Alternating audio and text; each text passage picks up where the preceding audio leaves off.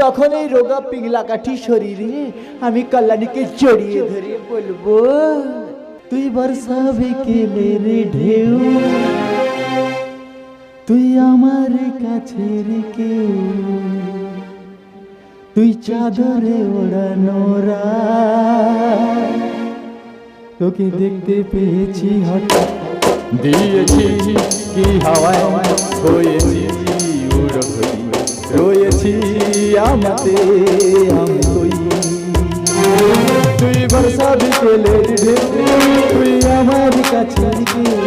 তুই চাদরে ওড়ানো রাত, তোকে দেখতে পেয়েছি